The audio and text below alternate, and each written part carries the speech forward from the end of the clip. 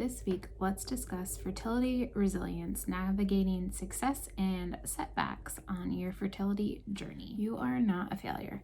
Get that word out of your mouth right now, out of your brain. Failure is probably the one word that I would ban if I could ban any word out there. When I look at life's journey, I don't really see anything as a failure.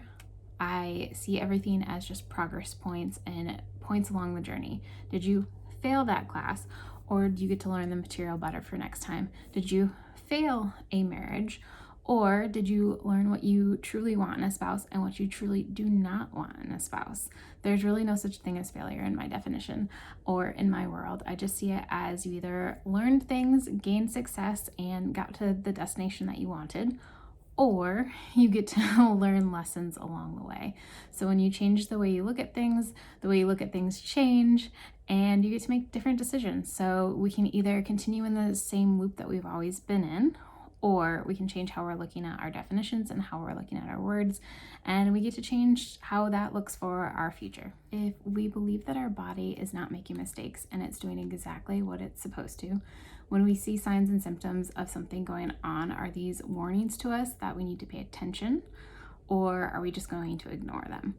There was one time that I heard Gary Vee talking about absolute worst case scenarios and how he sometimes looks at the world, and it's something that I've done too myself personally.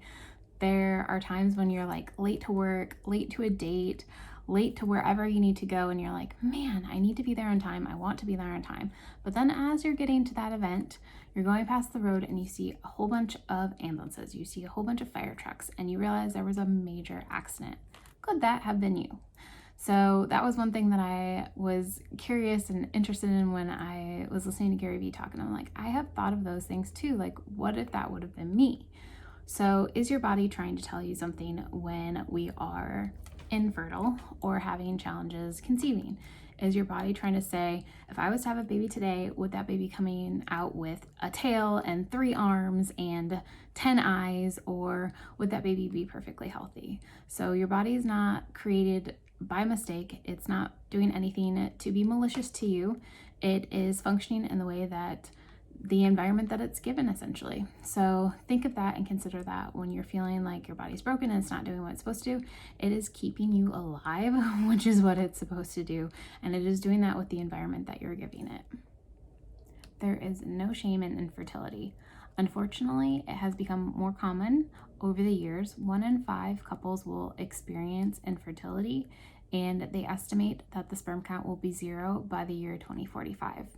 One thing that I have noticed is toxins, and not only just the environment, but the products that we use every day.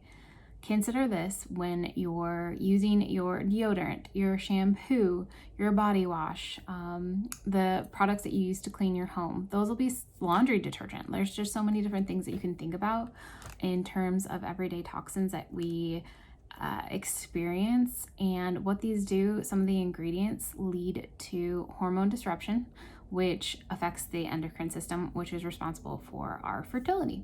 So consider that when you're putting on your deodorant, when you're slathering up with your hair with shampoo, is looking at the ingredient label and trying to choose lower toxin products. If you ever need help on that journey, definitely let me know.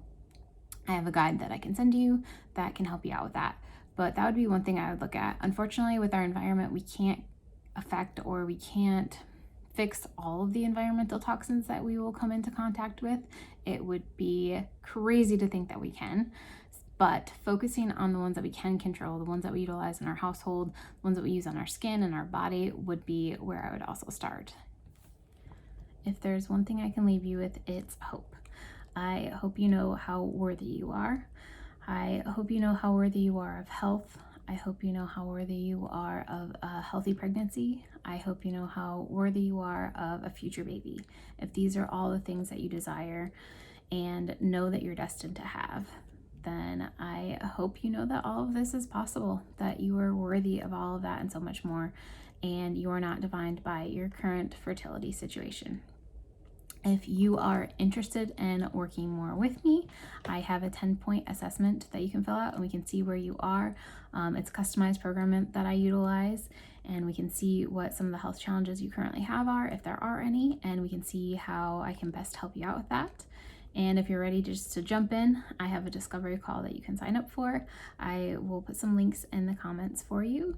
And as always, if you have any questions on your journey, please let me know, and have a great week. I'll talk to you later.